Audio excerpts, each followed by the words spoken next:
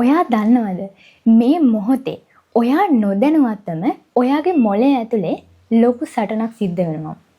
ඔයාගේ අවධානය, ඔයාගේ කාලය, ඒ වගේම ඔයාගේ සතුට. මේ හැමදේම ඔයාගෙන් හොරකම් කරන්නේ ඔයාගේ ළඟ තියෙන පුංචි ස්ක්‍රීන් එක. මේක නිකම්ම ඇබ්බැහියක් නෙවෙයි.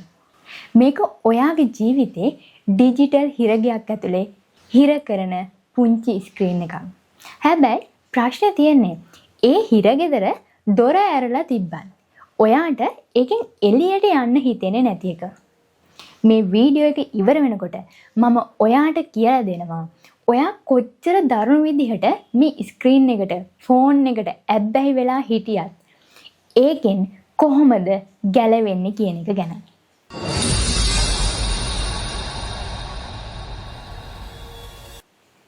අපි හැමෝම උදේ ඇහැරුණු ගමන්ම මුලින්ම කරන්නේ මොකක්ද? අතේ දිගෑරලා කෙලින්ම ෆෝන් එක ගන්නවා. නොටිෆිකේෂන්ස් ටික බලනවා. එක දිගට FB හරි TikTok හරි අපි කැමතිම ඇප් එකකට ගිහිල්ලා ස්ක්‍රෝල් කරනවා. එතකොට අපි හිතනවා විනාඩි 5කින් නැගිටිනවා. මම මේ එකක් විතරක් බලලා මේකේ වීඩියෝ එකක් විතරක් බලලා නැගිටිනවා. එහෙම කියලා හිතලා ඇඳේ ඉන්න අපි එක පාරටම බලද්දී පැයක් ගිහිල්ලා. එහෙම නැත්නම් පැය දෙකක් ගිහිල්ලා. දන්නේම නැහැ කාලය යනවා මේ අපි ෆෝන් එක පාවිච්චි කරන්න ගත්තාම. ඇයි අපිට මේක නවත්තන්න බැරි? ඇයි මේ සෝෂල් මීඩියා, මේ රීල්ස්, TikTok පිව මේ තරම් මැග්නට් එකක් වගේ ඇදලා බැඳලා තියාගන්නේ? කොහොමද මේක වෙන්නේ? ගොඩක් අය හිතන්නේ මේක අපි කම්මැලි නිසා වෙන දෙයක් කියලා. ඇත්තටම ඊට වැඩිය ගැඹුරු මනෝවිද්‍යාත්මක පැත්තක් තියෙනවා අපි මේකට ඇබ්බැහි වෙලා ඉන්න. අද මම ඔයාලට කියලා දෙන්න යන්නේ මම කොහොමද දුරකථනය හරියට පාවිච්චි කරන්නේ, ඇබ්බැහි වෙන්නේ නැතුව පාවිච්චි කරන්නේ. ඒ වගේම මම ඒකෙන් ගැලවෙන්න පාවිච්චි කරපු ඔයාටත් පාවිච්චි කරන්න පුළුවන් ප්‍රායෝගික මනෝවිද්‍යාත්මක ක්‍රම 3ක් ගැන තමයි මම අද ඔයාලත් එක්ක කතා කරන්න යන්නේ. මයික දැනගන්න කලින් මට අහන දෙයක් තියෙනවා. ඔයාලා මොකේද ඇබ්බැහි වෙලා ඉන්නේ? WhatsApp, Facebook, Instagram මොන ඇප් එකකටද ඇබ්බැහි වෙලා ඉන්නේ කියලා පහලින් කමෙන්ට් කරන්න. මේ ක්‍රම ටික කියන්න කලින් මම ඔයාලට මගේ කතාව කියන්නම්. එතකොට ඔයාලට තේරෙයි මම මේ විදිහට ෆෝන් එකට ඇබ්බැහි වෙලා ඉඳලා මගේ දේවල් හදාගෙන තියෙනවා කියලා. මගේ ඇබ්බැහිය පටන් ගන්න අද ඊයක නෙමෙයි. ඒක සෝෂල් මීඩියා වලින් පටන් ගත්ත දෙයක්වත් නෙමෙයි. මුලින්ම මම ගොඩක් දරුණු විදිහට ඇබ්බැහි වුණේ නවකතා කියවන්න. එක දිගට නවකතා කිව්වා. සාමාන්‍යයෙන් සතියට පොත් 5ක්වත් අඩුම ඒ දවස්වල කියව නවකතා කියනකොට. වෙන මොකුත්ම දේවල් මතක නැති වෙනකම්ම මම පොත් කියවනවා, නවකතා පොත් කියනවා. හැබැයි මම ඒකෙන් පොඩි වාසියක් ගත්තා. මම ඇබ්බැහිය හිමින් සැරේ ඉස්කෝලේ පොත් කියවන එකට හරවගත්තා. ඒකෙන් මට ඉගෙන ගන්න ලේසිනවා. ඒ ඇබ්බැහියෙන් ඉවරුනේ නැහැ. ඊළඟට මම අහුනේ කොරියන්, චයිනීස් වගේ ඩ්‍රාමා වලට. අපි මේ හැම දෙයක්ම බලන්නේ ගොඩක් වෙලාවට ෆෝන් එකේනේ. නවකතා කියවන්න පොත් එකේ. හැබැයි ඩ්‍රාමාස් බලන්නේ ෆෝන් එකේනේ. එතකොට මට සමහර දවස් තිබ්බ ඩ්‍රාමා එකේ එක එපිසෝඩ් එකක්වත් බලන්න නැතුව නිින්ද යන්නේ නැති අවස්ථා. ඇස් රිදෙනවා, නිදිමතයි. හැබැයි ඊළඟ එපිසෝඩ් එකේ බලලම තමයි නිදාගන්නේ. අපි මේ විදිහට එක එක ඒවාට හැබැයි වෙනවා. එතකොට මුළු රෑම නිදිමරලා පහුවදා දවස පටන් ගන්නකොටම අපි ගොඩක් ටයර්ඩ්, ගොඩක් මහන්සි වෙලා. ඉතින් මම තේරුම් ගත්තා මේක මගේ ජීවිතේ විනාශ කරනවා. මම කොහොමද මේකෙන් ගැලවෙන්නේ කියලා. ඩ්‍රාමා බලන එක මම කරේ YouTube එකේ තියෙන ප්‍රයෝජනවත් දේවල්, අලුත් දේවල් ඉගෙන ගන්න පාවිච්චි කරපු එක. හරියට මම නවකතා කියවන එක ඉස්කෝලේ පොත් කියවන්න පාවිච්චි කරා වගේ. හරි. මම මගේ ඇබ්බැහි දිශාව තමයි එතකොට වෙනස් කරලා තියෙන්නේ. ඒ අත්දැකීමත් එක්ක තමයි මම අද මේ ඔයාලට මේ මනෝවිද්‍යාත්මක ක්‍රම 3 කියලා දෙන්න යන්නේ. අපි සෝෂල් මීඩියා ඇප් එකක් කරලා ඇප් එකක් අරගෙන ස්ක්‍රෝල් කරන්න පටන් ගන්නෙ. හිතලා මතලා නෙවෙයිනේ. ඒක සාමාන්‍යයෙන් ඔටෝමැටික් බිහේවියර් එකක්. ඒ කියන්නේ මොළයෙන් ඉබේම වින දෙයක්. අපි හිතන්නේ නැහැ. අපි අර දත් මදින්න දැන් හිතන්නේ නැහැ වගේ අපි දැන් සෝෂල් මීඩියා ඇප්ස්, ඒ කියන්නේ ෆෝන් එක පාවිච්චි කරන්න හිතන්නේ නැහැ. අපේ මොළය හැමතිස්සෙම බලන්නේ අර අඩු මහන්සියකින් වැඩි සතුටක් ගන්නනේ, ඩොපමින් ගන්නනේ. එතකොට මේක නවත්තන්න නම් අපි කරන්න ඕනේ ඒ ඇප් එක අරින්න තියෙන පියවරවල් ගන්න වැඩි කරන එක. මේක තමයි පළවෙනිම එක. ඒ කියන්නේ ෆ්‍රික්ෂන් එක, බාධාවක් ඇති කරන එක. ඔයාට දෙයක් ගන්න තියෙන බාධාව, ෆෝන් එක ගන්න තියෙන බාධාව වැඩි කරනවා. ඔයා ළඟම තියෙන ඔයා වැඩියෙන්ම පාවිච්චි කරන ඇප් එක. උදාහරණයකට Facebook කියලා හිතන්නකෝ. එහෙම නැත්නම් TikTok.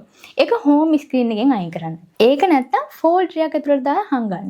මම සාමාන්‍යයෙන් කරන දෙයක් තමයි social media apps වෙනම ෆෝල්ඩර් එකකට දාලා දෙන්නේ. එතකොට මේ ෆෝල්ඩර් එක හොයාගෙන ගිහින් තමයි මම ඇප් එක පාවිච්චි කරනවා නම් ගන්න ඕනේ. එතකොට එතෙන් යන එක ටිකක් බාධාවක් වෙනවද? ටක් ගාලා ඇප් එක ඕපන් වෙන්නේ නැහනේ.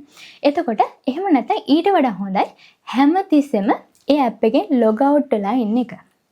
එතකොට ඔයාට ඒක බලන්න හිතෙන හැම පාරකම යූසර් නේම් එකයි පාස්වර්ඩ් එකයි ගහලා ලොග් වෙන්න වෙනවනේ. මේ යන තත්පර කිහිපයේ බාධාව නිසා. එහෙම නැත්නම් අපිට ගොඩක් කලකට පාස්වර්ඩ් අමතක වෙනවනේ. මේ දේවල් නිසා ඔයාගේ මොළයට සිහිය එනවා. මම මේ මොකද්ද කරන්න යන්නේ? මම මේ සෝෂල් මීඩියා ඇප් එකක් යූස් කරන්න යන්නේ. මේ කාලේ නාස්ති කරන්න යන්නේ. අන්න එහෙම හිතන්න ඔයාට වෙලාවක් හම්බෙනවා. එතකොට අර ඒ ඇබ්බැහිය අපි ඉබේම ඇබ්බැහි වෙලා ඉන්න එක බිඳ වැටෙනවා. අපිට බාධාවක් ඇති වෙන හින්දා. හරි.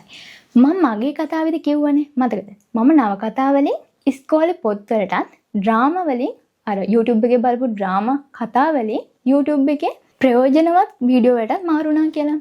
මනෝවිද්‍යාවේදී මේකට කියන්නේ habit substitution කියලා. ඒ කියන්නේ අපිට ඇබ්බැහියක් එකපාරටම බිඳුවටම නතර කරන්න අමාරුයි. ඒ කියන්නේ ඒක කරන්න ටිකක් ගොඩක් අමාරු වැඩක්. එකපාරට එක දෙයක් කරගෙන ඉඳලා අපෝ ඒක නවත්තන එක.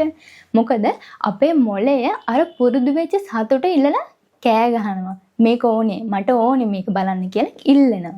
ඉතින් අපි කරන්න ඕනේ ඒ සෝෂල් මීඩියා වලින් අර ලැබෙන හානිකර ඩෝපමින් එක වෙනුවට අපිට ප්‍රයෝජනවත් වෙන වෙනත් දෙයකට ඩෝපමින් දෙන දෙයකට මාරු වෙන එක. මෙහෙම හිතන්න. ඔයාට සාමාන්‍ය නරක පොද්දක් විනාශ කරන්න බෑ. හැබැයි ඔයාට පුළුවන් ඒක වෙනුවට හොඳ පුරුද්දක් ආදේශ කරන්න. වෙන පුරුද්දක් ඒ වෙනුවට පුරුදු කරගන්න. ඊළඟ පාර ඔයාට ෆෝන් එක අතට අරගෙන ස්ක්‍රෝල් කරන්න හිතනකොට ඒ වෙනුවට කරන්න පුළුවන් ප්‍රයෝජනවත් දෙයක්. නැත්නම් ඔයාගේ හීනට යන්න අදාළ වැඩ ලෑස්ති කරලා තියාගන්න.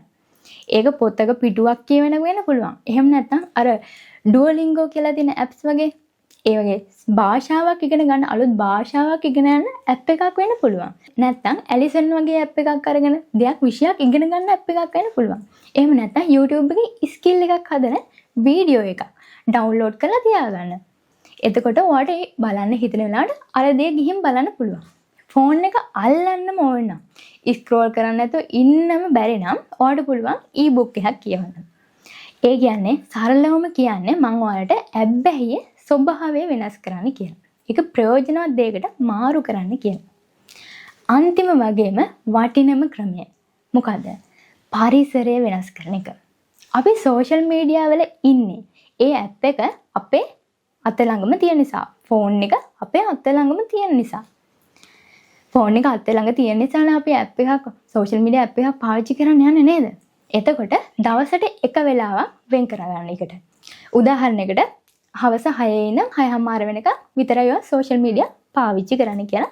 ඒ වෙලාවට විතර සෝෂල් මීඩියා බලන්න පටන් ගන්නවා. මේකට කියනවා සරලවම out of sight out of mind. ඇහැට පේන්නේ නැති දේවල් හිතට වද දෙන්නෙත් නැහැ. ෆෝන් එක ඇස්මානෙන් අයින් කරපුවම අපිට පේන මට්ටමින් අයින් කරපුවම ඒක පාවිච්චි කරන දෙන උත්තේජනය 80%කින් විතර අඩු වෙනවා. ඉතින් අද අපි කතා කරපු දේ කෙටියෙන් මතක් කරගන්න. සෝෂල් මීඩියා ඇබ්බැහියෙන් ගැලවෙන්න අපිට ප්‍රායෝගික ක්‍රම 3ක් පාවිච්චි කරන්න පුළුවන්. මම අද ප්‍රායෝගික ක්‍රම 3ක් ගැන කතා කරා. පළවෙනිම දේ තමයි බාධා ඇති කරන එක. ෆ්‍රික්ෂන් එකක් ඇති කරනවා. ෆෝන් එක පාවිච්චි කරන්න යන පියවරවල ගන්න වැඩි කරලා ඉබේම සිද්ධ වෙන ඇබ්බැහිය බිඳවටනවා. දෙවෙනි එක තමයි ඩෝපමින් ප්‍රතිස්ථාපනය.